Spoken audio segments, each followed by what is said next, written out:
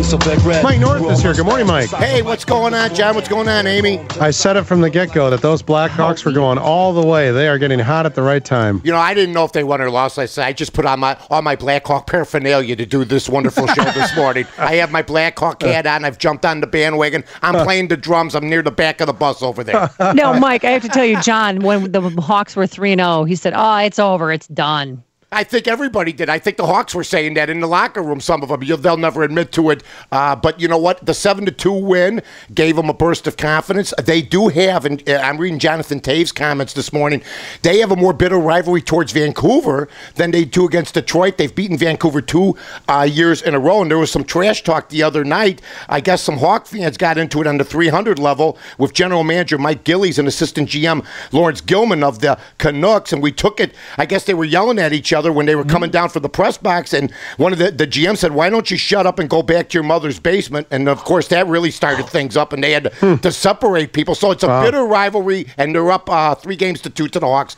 right now, but the Hawks got momentum. Hey, one of the Blackhawk players, and I'm sorry I don't follow him close enough to know this, but one of these guys got shellacked a few games ago. Maybe that was a turning point too.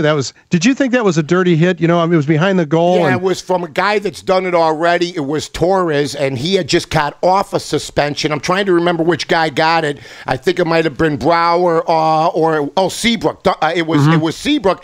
He came behind the net, which I guess is legal. You could hit a guy in the head behind the net. You just can't hit him in the head in front of the net. I don't get the reasoning. In the NFL, that would be a suspension, wouldn't it? Oh yeah, yeah. I mean, they would suspend, or if it was flagrant enough, they're trying to say he didn't see him. That's a bunch of BS. He didn't have the puck going behind the net. He was going towards the puck. Torres just came out and gave him an elbow to the head and knocked him out.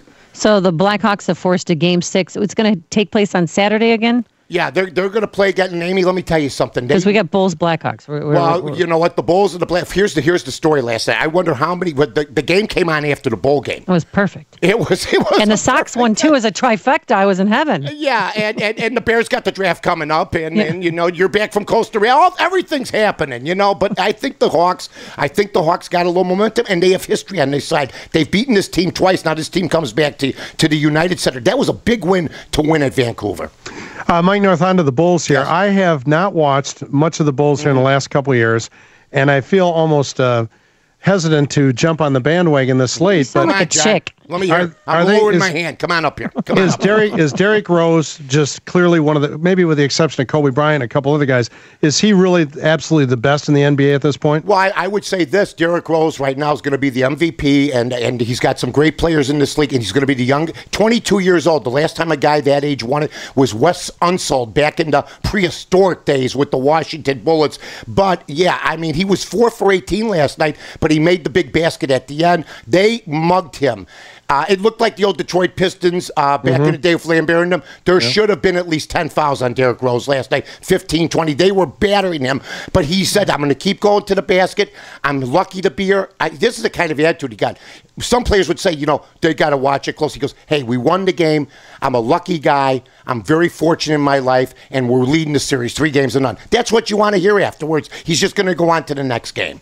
So should the Pacers just pack up and clean out their locker rooms? They're or tough. Do you think there's any? I know they were tough. I was surprised last night. I mean, it was close. It was tied toward the end there, 84 to 84. They're longer than the Bulls. I went to game 1, and and I was sitting about 7th, 8th row midcourt. You could see these guys. The Bulls are like an inch shorter than the Pacers. They're long and lean. They're well coached, and you know. Everybody's saying they're not winning by enough. You don't get extra points for winning by 15 points. You're 3-0. You're going to close it out, hopefully. Maybe they don't win on Sunday. I don't know. I don't know if they want to get it over with so they can get some rest because Derrick Rose has played a lot of minutes, so has Luol Deng. The NBA will allow them to sweep Indianapolis because it's not that big of a market. No.